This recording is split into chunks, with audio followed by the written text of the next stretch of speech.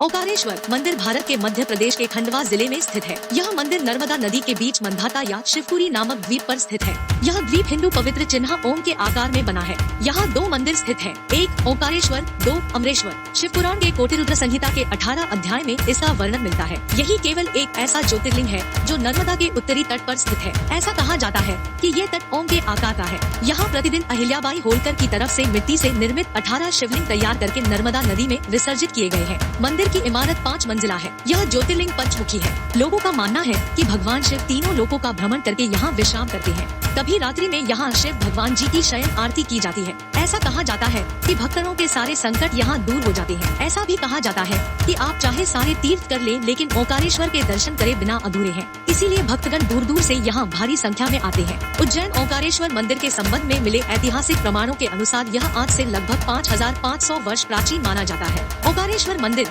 ओंकारेश्वरा temple के बारे में हमें पुराणों में भी वर्णन मिलता है। इस तरह से हम इसकी प्राचीनता का अंदाजा लगा सकते हैं। इस मंदिर में शिव भक्त कुबेर ने तपस्या की थी तथा शिवलिंग की स्थापना की थी, जिसे शिव ने देवताओं का धनपति बनाया था। कुबेर के स्नान के लिए शिवजी ने अपनी जटा के बाल से कावेरी नदी उत्पन्न की थी। यह नदी कुबेर मंदिर के बाजू से बहकर नर्मदा जी में मिलती है, जिसे छोटी परिक्रमा में जाने वाले भक्तों ने प्रत्यक्ष प्रमाण के रूप में देखा है। यही कावेरी ओंकार पर्वत का चक्कर लगाते हुए संगम पर वापस नर्मदा जी से मिलती है। इसे ही नर्मदा कावेरी का संगम कहते हैं। इस मंदिर में 2 कमरों के बीच से होकर जाना पड़ता है, क्योंकि भीतर अंधेरा रहता है, इसलिए वहाँ हमेशा दीपक जलाया जाता है। ओंकारेश्वर लिंग किसी मनुष्य के द्वारा गढ़ा, तराशा या बनाया हुआ नहीं है, बल्कि यह प्राकृतिक शिवलिंग है। इसके चारों ओर हमेशा जल भरा रहता है। प्राय किसी मंदिर में लिंग की स्थापना गर्भगृह के मध्य में की जाती है और उसके ठीक ऊपर शिखर होता है, किंतु यह ओंकारेश्वर लिंग मंदिर के गुम्बद के नीचे नहीं है। इसकी एक विशेषता यह भी है कि मंदिर के ऊपरी शिखर पर भगवान महाकालेश्वर की मूर्ति लगी है। कुछ लोगों की मान्यता है कि यह पर्वत ही ओंकार रूप है। मान्यता है कि कोई भी तीर्थयात्री देश के भले ही सारे तीर्थ कर ले, किंतु जब तक वह ओंकारेश्वर आकर किए गए तीर्थों का जल लाकर यहाँ नहीं चढ़ाता, उसके सारे तीर्थ अधूरे माने जाते हैं। ओंकारेश्वर तीर्थ के साथ नर्मदा जी का भी विशेष महत्व है। शास्त्र मान्यता के अनुसार जमुना जी में 15 दिन का स्नान तथा गंगा जी में 7 दिन का स्नान जो फल प्रदान करता है,